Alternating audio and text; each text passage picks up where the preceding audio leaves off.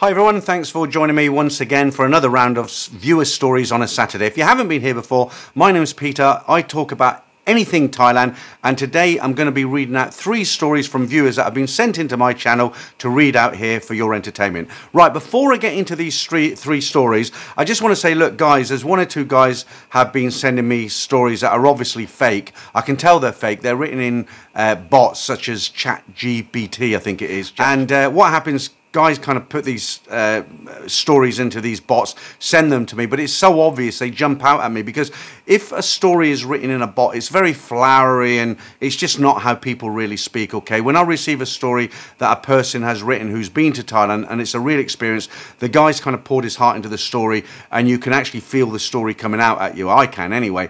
And when I get a story that's been produced on an automatic bot and sent in, 4 lines, I just delete it, I know, straight away. So if you're one of those guys and just for fun you want to see if I know the difference and you're sending in stories on bots, please don't send them to me. Send them to another channel. I'm not interested in fake stories, okay? I only read out genuine stories. And when I say genuine, I mean stories that are sent in to me by viewers. I don't want any of those bot made up stories, okay? Right, enough whinging from me. Let's go straight into the first of 3 stories today.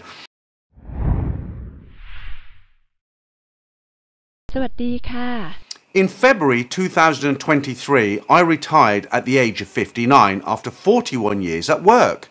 I had visited a few Thai places in the UK and wanted to experience the bar girl and go-go life out in Thailand. In March 2023, I booked flights for February 2024, flying out on a Monday and returning a week on Thursday, giving me 9 nights away. The flights were from Manchester with Emirates and cost £800 plus £80 for seat renovations. Manchester is 50 miles from my home, and flying at 8 p.m. and landing back at 7 a.m. meant I could get to the airport by train in 2 hours for just £15 each way.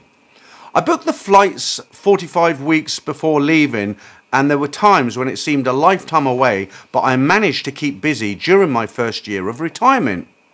In May, I had a video consultation with you, which proved very helpful. After that, I booked accommodation at the Flipper House Hotel on Soi 7. I booked a deluxe room for £40 a night, perhaps a bit expensive by Thai standards, but being used to the UK prices, I was more than happy with it. I had already bought insurance, so I then settled down for 7 months to watch as much stuff on YouTube as I could. So the big day finally comes around. I was at the airport early with no travel problems, but we took off almost an hour late. With just 95 minutes to connect, I was getting a bit concerned, but it was soon clear we were making up time, and we landed in Dubai just 15 minutes behind schedule. Connection went okay, and we landed in Bangkok on time at 6:40 p.m. I had booked a taxi from 7:40 p.m. to give myself time to get through immigration, change some cash, and just generally get my bearings after so long in the air. I don't fly much. I had booked in mid-December with a company of female-only drivers called NAMS. Communication with them was excellent, and were the directions they gave me within the airport, I found my driver easily. Walking out of the airport building, the heat hit me for the first time, and as we put my bag in the car, I was offered a bottle of ice-cold water, which was very much appreciated. The drive took under an hour and a half, and we turned off Central Pattaya Road onto Beach Road. I got my first sight of what I had been watching on YouTube for almost a year. Beach Road, Soi 6, Second Road and Soi 7. I can't fault NAMS, and I will definitely use them again if available. We were met outside Flipper House and my case was carried in. Check-in was easy with a security deposit of 500 baht required. I was shown up to my room on the 5th floor, and as the aircon, safe, fridge and the bathroom were being explained to me, a cockroach appeared on the floor. The guy left the room, returning 2 minutes later with a second guy, and the 2 of them, now armed with an aerosol and broom, proceeded to gas and beat the thing to death. An interesting introduction to Thai life. I was very happy with the room, big with plenty of shower space and 4 complimentary bottles of water. After unpacking, I asked the front desk where the nearest 7-Eleven was, as I wanted to stock up with a few drinks, bars of chocolate. I then went to a massage shop over the road from a hotel a foot and lower leg massage, which I really needed after my trip. The service was very good, and for 200 baht and 100 baht tip, less than £7 in total, gave me an idea as to how much cheaper Thai life could be. After returning to the hotel to shower, I decided to hit the beach for a walk, followed by my first bar at Lisa on the beach with a live band. I don't drink alcohol these days, and a Diet Coke cost me 50 baht plus a 10 baht tip. I then made a couple of circuits of Soi 7 and Soi 8 for a first proper look at the bars and all the girls standing outside. All quite inexperienced after so many months of watching it online, I eventually retired for an early night at about 1 AM. I was out by 11 AM down 2nd Road and Soi Diana for my first look at LK Metro. I had done plenty of research looking at maps online, and I found it without any trouble. By now it was noon and very hot indeed. After a couple of cold drinks, I found two places I had been looking for, Kink and Olivia's Club. I had a salad for lunch before getting lost on my way back to the hotel, but eventually made it at 3 PM. It was still very hot, but housekeeping had left another few bottles of water. At 4:15 I left to find my first gents club. I was looking for a place I had researched and found it half an hour later. The experience was very interesting and very enjoyable. I had a back and head massage across the road from the hotel before showering and headed to the food hall in Central Pattaya shopping mall on Central Festival to eat. Fish and chips was 170 baht, less than £4, and I decided this would be my regular spot for a late afternoon meal, as I don't really do foreign food. I then headed north for a first look at Soi 6, which was a definite step up from 7 and 8. Back on Soi 7, I stopped at Shooters just across the hotel to check out my first dancing girls. I had a couple of drinks. Two girls asked if I wanted them to join me, but I said no. I just wanted to watch. Following advice online, I kept a close eye on my bill, and I let them see me do that. After another quick shower, the heat was really something.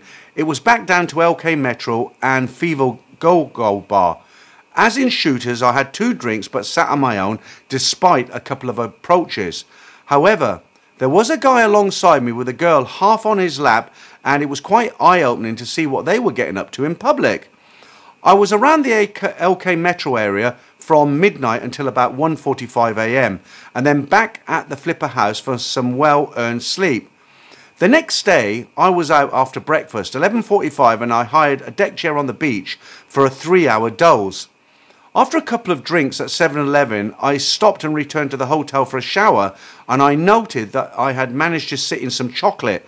I took my shorts and 2 t-shirts to the laundry just across from the hotel, who said they would be done in 24 hours for 150 baht. Very good. After another meal at Central and another foot massage and some general wandering around, I ended the day back at LK Metro and the Crystal Go-Go Bar. This time, I decided to indulge. 3 drinks for me, 3 drinks for her, and plenty of very nice contact. I kept a close eye on my bill, and it was a very good experience indeed. After a couple of drinks elsewhere and a choc ice on the beach, I was back in the Flipper House by 2:30 AM. And that really was the pattern to my day for the next 6 days and nights. After breakfast, food was a late afternoon meal at Central Festival and a burger in LK Metro around 1 AM. The heat had really effect on my appetite. I didn't really appreciate how hot it would be, which might sound a silly thing to say when you're visiting Thailand, but it really was baking and making me tired at times. The brief rainstorm early Saturday afternoon was a welcome. There were another 3 gents clubs which were good fun and great value. Nights were LK Metro and the surrounding area. I did go to Walking Street twice, but for some reason it didn't do much for me. It seemed a bit touristy, with even a few couples and families taking photos. Also, the Russian clubs are down there, which raises a bit of a red flag for me. On the whole, I found LK Metro area to be a far better option for entertainment. I was in the go-go bars round there every night, with upstairs at Kink being particularly interesting. Between the Go-Go's, the Matador live music bar on Soi Bacau, just off LK Metro, was a regular haunt, and the Triangle Bar was another favourite. I didn't bar fine any girls, although that is definitely going to happen next time. I've already booked a return visit for next November around 9 nights, and right now in March 2024 it seems a very long time away. This time I'm flying with Lufthansa and changing in Munich for £600, around £200 less than the Emirates flight. Again, I'm flying late and landing early at Manchester. I'm not bothering with seat reservations, so a big saving on the flights. I know you've had a few issues with Flipper House, but I had no problems at all, and I'm very happy to be back there in November. Lessons for the future. There's no need to take as much stuff. Most toiletries can be bought in 7-Elevens, cheaper than back home. Likewise with clothes. The laundry on Soy 7 was superb. 8 pairs of underpants for 70 baht and 2 shirts for 45 baht. I wasn't flying home until 8:40 p.m. and had planned to save a few baht by travelling to Bangkok airport by bus, but ended up booking a taxi from the hotel as I couldn't be bothered dragging a suitcase around in the heat.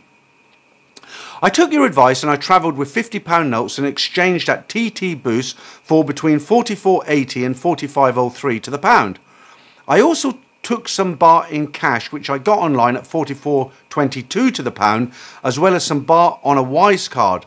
So all in all, a fantastic experience, made all the better by so much invaluable advice from people like yourself online. Thank you all very much. I'm hoping to make 2 visits a year whilst funds permit, and every time I buy something in the UK, I find myself converting the price into baht and asking myself, do I need to spend this money, or could I do more with it in Thailand? I can't wait to return in November, and will be booking a 3rd visit for February in the next month. So I do remember speaking to this guy actually, but his story is actually kind of like an itinerary, isn't it? But I guess it's for somebody who hasn't been to Thailand before, and he's kind of giving you his experience on his first visit for a rookie, as it were, and you know, maybe other people can take after that. So the only other comment I'd say on this story, in part of the story he says, look, I wouldn't bother bringing toiletries because they're cheaper in Thailand, and particularly in 7-Eleven. And I wouldn't necessarily agree with that. Maybe some things, but for a guy, some of the important things like shaving foam, for instance, it's very, very expensive here. In the UK, I used to buy a big can of shaving foam for maybe £1.50, £1.75. Maybe it's more than that now. That's a big can of Gillette. And here in 7-Eleven, you'll get a can that size, maybe that wide, and it's something like 240 baht. It's very expensive, as is a lot of other foreign products. So what I would say, if you're coming here for the first time and you're only staying for a month or less, just bring what you'd normally use at home, you know, a bottle of shampoo, a full tin of deodorant, maybe 2 tins of deodorant, aftershave razors, and you're set for the month then, aren't you? But glad the guy had a good time. And like I said in previous stories, you know, once somebody's been here for the first time, the first thing they do as soon as they get home is go online and start booking their hotel again. The other thing I wanted to say on this story, he said he knew that I'd had problems with a Flipper House hotel. I hadn't really had any problems. All it was, I'd booked a room, an upgraded room, and I wasn't very happy with the upgraded room that I was offered. So I did stay in it one night, and then I booked somewhere else the following trip. So nothing against the hotel. I just personally, I wasn't happy with the room I was given, and that was just a personal thing. Nothing against the hotel, okay? Right, let's go into story number 2. My name is Dave. I have been watching your channel for several months now, as I love to travel to East Asia, mainly the Philippines, but I will be visiting Phuket in October. I was married to a nice American woman from 2006 until she passed away from cancer in 2020. Before she died, my wife had often encouraged me to get remarried and have children after she passed away, as she knew that I always wanted children, but we were unable to have them because of the tumours she developed not long after our marriage that prevented her from getting pregnant. She would tell her friends that came over to visit that I was 44, a good cook, good looking, of course, and make a decent living, so hook him up with a new wife when I'm gone. I'm a practical man, and I knew at 44 years old I should not wait too long before I started dating again. My plan was to wait at least 6 months to a year to start dating, but my bookkeeper, who was a 20-year-old brunette, 5'3", 115 pound, hard body, literally threw herself at me, and that was impossible to turn down.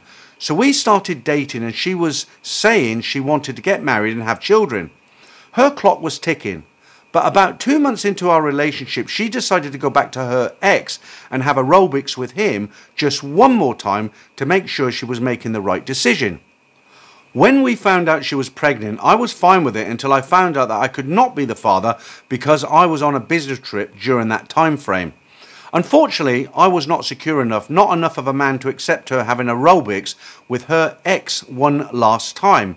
She actually said to me that she had to do that and she knew she needed to be with me because when they were having aerobics, she was thinking of me the whole time. I politely declined her offer to stay together and moved on to several other crazy 20-somethings in the US. All of them ended up in a similar manner with an unfaithful, deceptive series of events causing me to send them back to the streets from whence they came. In early 2022, one of my clients, who is about as unattractive as they get, cross-eyed, 300 pounds, gruff, short, bald, not rich, all the things American women complain about, showed me a picture of his 29-year-old fit, cute girlfriend from the Philippines. I was thinking, wow, if he can meet a nice girl from the Philippines, surely I can as well. So I started planning a trip to the Philippines as soon as things open up from COVID. I believe in being effective, and the Philippines is a big country, so I signed up for Filipino Cupid. I made it very clear what I was looking for, and I did not want to waste time with women that did not fit the bill. I met some beautiful women on that app, but it was obvious they were used to being persuaded by men, and while I believe a man should make the first move, I want to see a woman willing to invest just as much. Chasing a beautiful woman will quickly put them on a pedestal and the pressure below them, so I don't do that. If I find I'm the one making the most effort, I just stop messaging, and if you're important to them, they won't let much time go before they are messaging and calling you. I was about 2 weeks out from leaving Cebu, and I had just blocked a beautiful young lady who seemed to have some kind of mental issue and was getting to a point where I was just going to head over and see who I could meet in person. I decided to give it one more go when I saw a beautiful petite girl named Rose. She had the sweetest smile, so I sent her a very short message saying, "Hello, how are you?" And she responded. We had our first video chat about 24 hours later. As I always wanted a video chat right away to confirm that this attractive woman isn't fake, we got along famously. She was a very sweet, innocent 28-year-old girl from the province of an island called Samar. She came from a very good conservative Catholic family. She had dated one local guy briefly who cheated on her, and she decided she could not trust local men. She had chatted with different foreigners, but none had ever come to meet her in person. After about a week of chatting, I told her I would meet her in Cebu, and I sent her $25 for a ticket one way to Cebu. The next day, she told me she made a mistake and she is not allowed to meet men by herself, and asked if I could meet her in Manila so I could meet her family. I was thinking, here we go with the usual BS. I had already booked an Airbnb in Cebu. I've got tickets from Manila to Cebu for both of us, and I told her no. To my surprise, she thought about it for a few seconds and she said, "Okay, no problem." I don't want to be the guy she makes rules for. I want to be the guy she breaks them for. So once she said she would meet in Cebu, I ended up getting sick on the plane and staying in Manila to meet her family anyways. And I'm glad I did.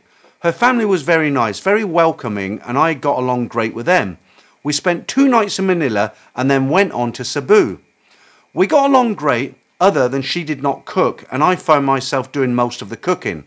When we did not go out to eat, other than that, she was an absolute doll. She did not demand anything, and it actually took about 2 weeks for her to start asking to buy foods at the grocery store.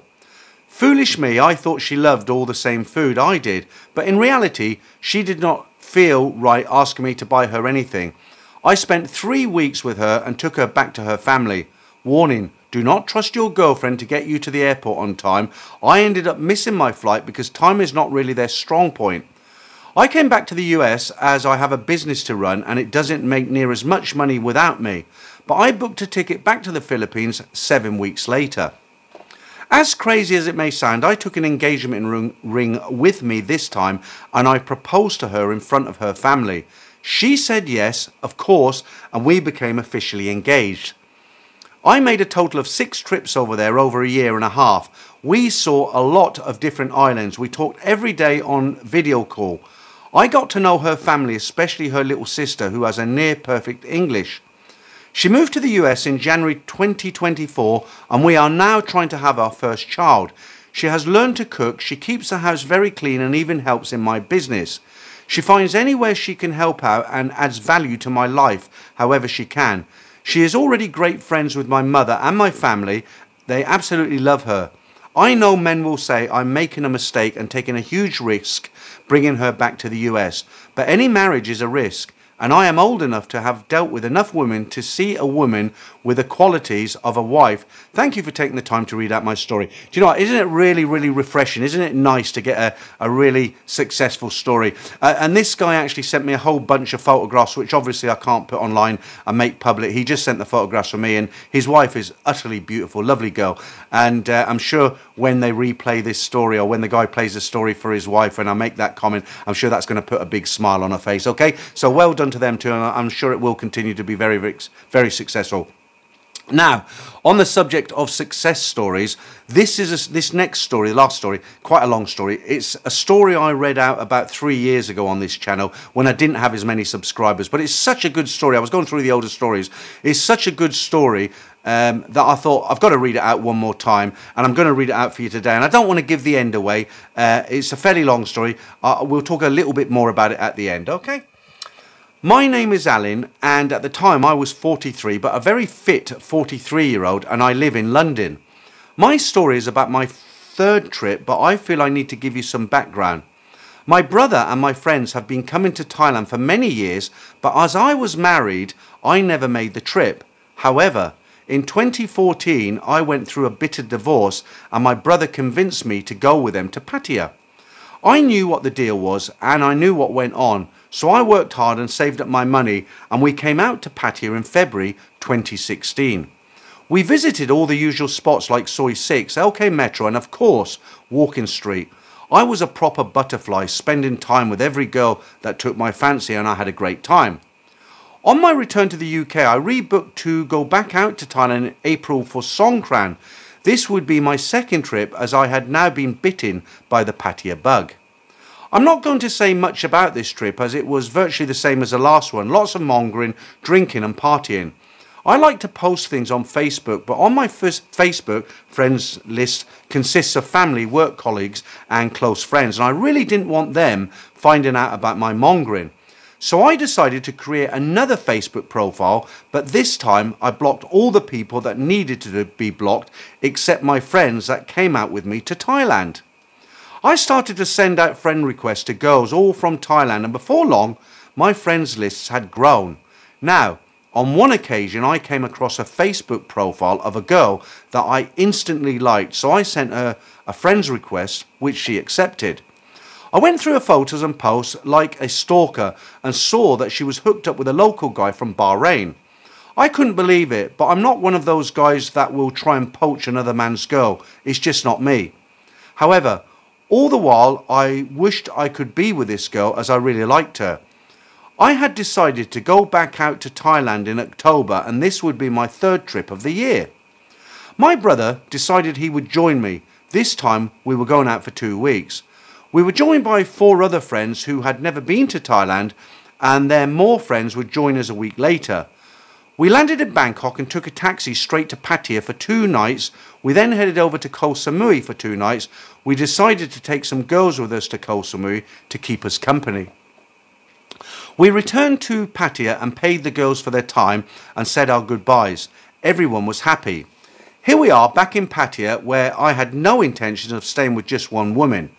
The day after we came back to Pattaya, King Rama IX unfortunately passed away and eventually went into lockdown.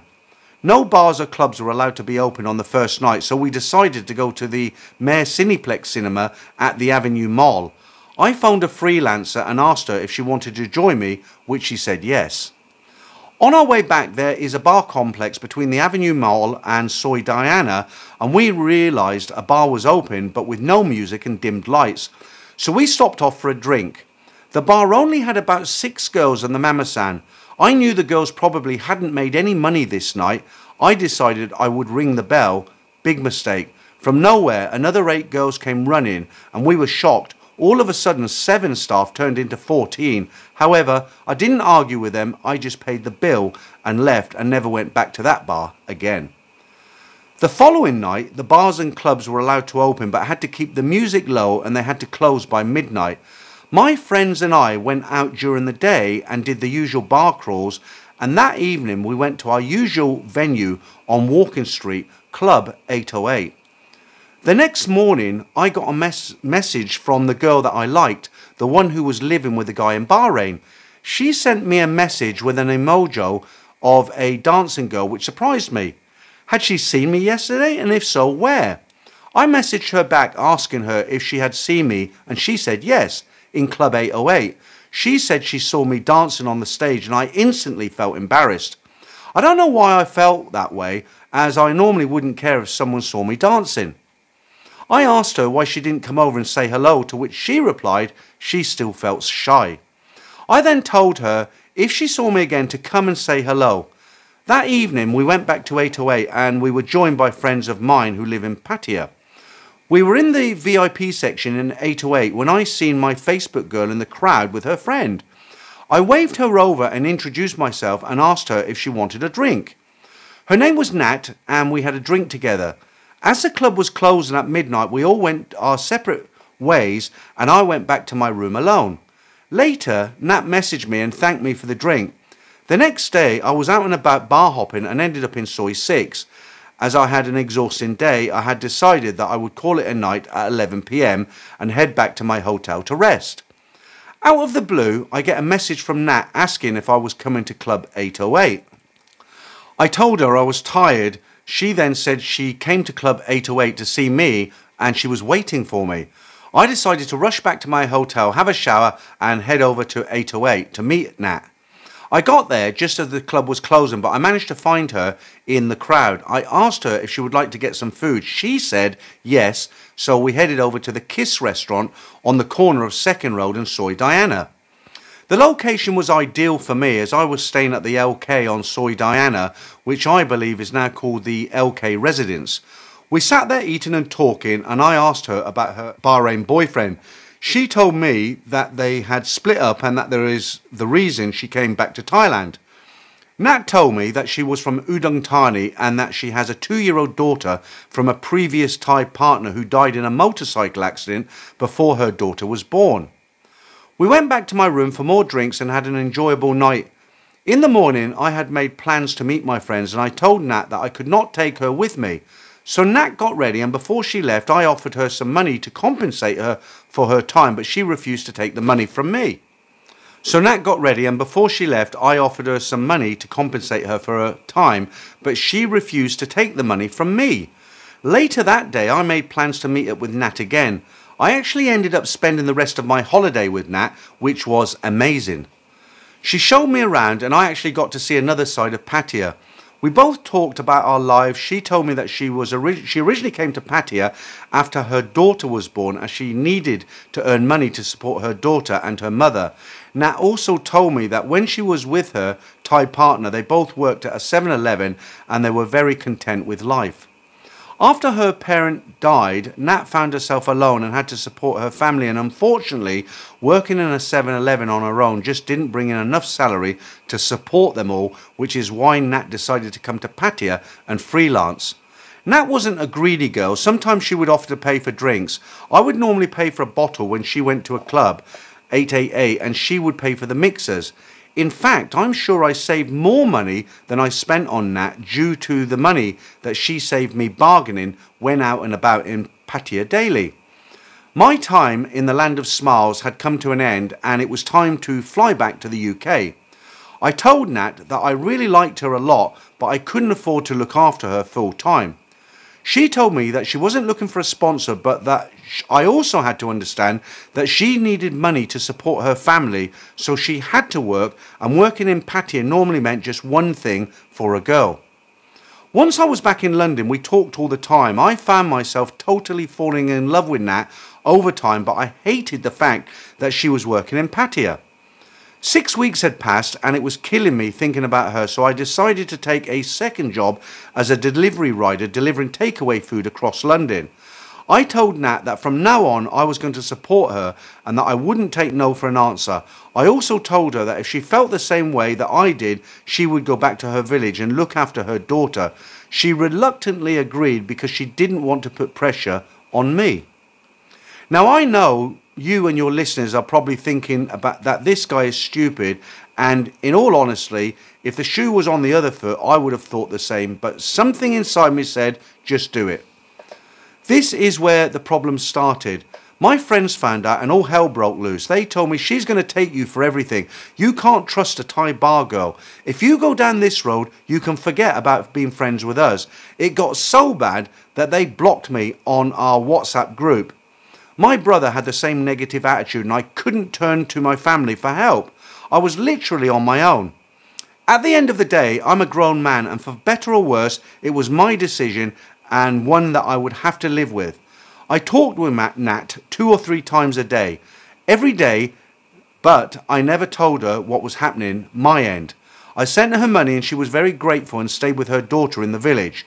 Christmas came and went and I decided to go out to Thailand to visit Nat. So I booked a trip for the beginning of March. I hadn't said anything to Nat, but I had bought an engagement ring and a wedding band with the intention of asking her to marry me. I kept it to myself as I was now at a point that I didn't give a damn about what anybody else thought about this relationship. Nat took a bus from Udon Thani and met me at the airport. We went to Pattaya and I proposed to her. Happily, Nat accepted. I told Nat that I intended to marry her on this trip, and I also told her to speak to her family and make the necessary arrangements. Her mother was apparently shocked but happy for us both. I had researched on what I needed to do to officially marry a Thai girl and take the relevant paperwork with me, and I had booked an appointment at the British Embassy in Bangkok to process the paperwork and get the necessary stamps required. This whole process would take 3 long days, so after spending 2 nights in Pattaya, we travelled to Bangkok as I had an appointment at the embassy.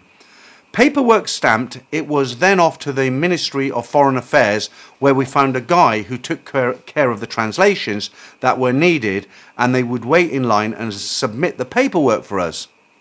As it was going to take 3 days, the agent would collect it all and put it on a flight to Udon Thani, of course for a fee which I was happy to pay.